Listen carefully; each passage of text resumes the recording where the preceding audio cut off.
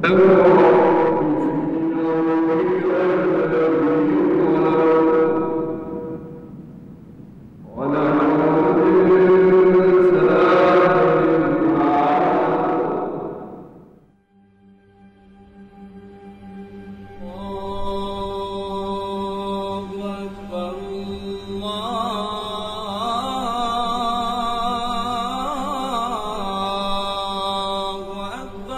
Castelo dos Mouros, em Sintra, a igreja de São Pedro de Canaferrim, doada por Dom Afonso Henriques após a conquista da vila em 1147, é agora o centro de interpretação da história do castelo.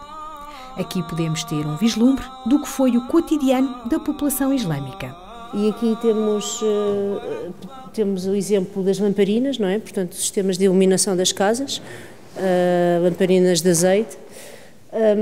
Temos o exemplo de fusos, alfinetes de cabelo, coisas relacionadas com o mundo da mulher também, não é?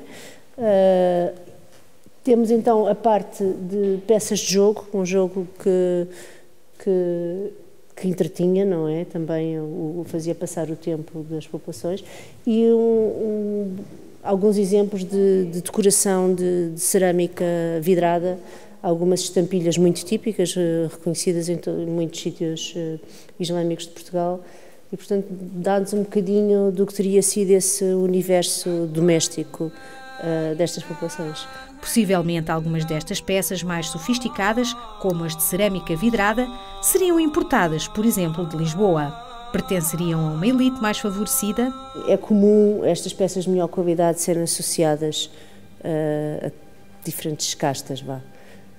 Aqui não podemos extrapolar para esse contexto. A tradição decorativa de inspiração islâmica permaneceu no gosto cristão durante muitos séculos. São peças que depois no século XV são muito reproduzidas, existem bons exemplares até no Palácio da Vila, como no Museu Nacional de Arte Antiga.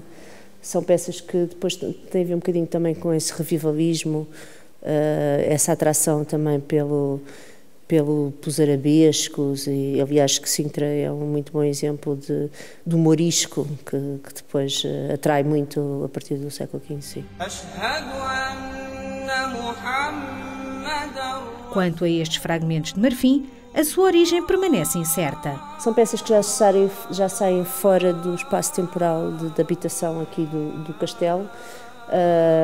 Podem ter permanecido ou podem ter sido trazidas já de saques que tenham sido feitos incursões cristãs a outros sítios. O que é engraçado é que são peças que são decorativas, são frisos decorativos de pequenos cofres de, às vezes, perfumes, de alguns adereços, e duas delas têm dizeres muito típicos desta época, que significa quem possuir aquela peça tem sorte, ou terá. Nós sabemos que tem este princípio da frase, eventualmente será sorte, ou felicidade, ou abundância, portanto, se traria bons auspícios ao seu proprietário. Portanto, uma vez que eu a encontrei, acho que estou uma sortuda.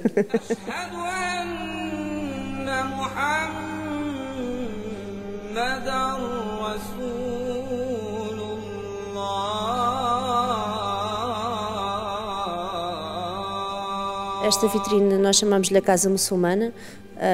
Temos um exemplar de uma telha decorada e alguns utensílios de cozinhar alimentos, uma panela, um púcaro, uma jarrinha com alguns elementos, marcas de fogo, e um cântaro de utilizar, de servir água. Portanto, é possível que existissem grandes talhas de água, mas seriam louças de dia a dia, de usar, de levar à mesa. Este tipo de coloração são peças mais antigas, mais enquadráveis no século X, e depois chegam-nos muito aos nossos dias as peças mais recentes, em que já são as pastas mais escuras, e estas decorações são muitas vezes as mesmas, ou alguns zigue-zagues, temas vegetalistas. A branco. Algumas teorias sobre a representação da mão de Fátima nesta decoração, Há uma série de rituais de proteção dos alimentos e das peças e, portanto, é possível que sim. As panelas tinham um fundo côncavo que assentaria diretamente sobre as brasas.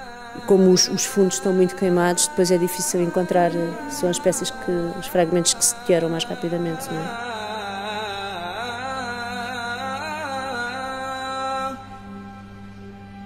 Agulhas de fiar e cozer e coçoilos de tear faziam parte do mundo das mulheres da aldeia. Temos também alguns exemplares de virotes de besta, são peças que perduraram até ao século XV, mas que foram encontradas nestes contextos islâmicos, e ainda um fechinho de uma caixa, que poderá ser o fecho de um daqueles cofres que nós temos os frisos de marfim. Portanto, há um bocadinho de tudo, infelizmente tudo muito fragmentado, mas traz-nos um bocadinho da história da vivência deste espaço. Chantara, o nome islâmico de Sintra, foi conquistada por Dom Afonso Henriques em 1147, não havendo bem a certeza se a vila e o castelo se entregaram pacificamente ou se houve luta. O que se sabe é que as estruturas habitacionais muçulmanas, dentro das muralhas, foram arrasadas. Entre Afonso Henriques e os chefes muçulmanos da altura, nem sempre, porém, o clima foi de tensão. Há uma relação de admiração entre alguns chefes muçulmanos e Dom Afonso Henriques, portanto, todos eles se reconhecem uns aos outros, mas aquilo é uma luta pelo poder que depois, com as cruzadas, começou com o princípio religioso e, com o passar do tempo, isso foi o único pretexto. No fundo, nós sabemos que nas cruzadas se foi muito até Jerusalém com o objetivo de enriquecer e não tanto de converter os muçulmanos para o cristianismo.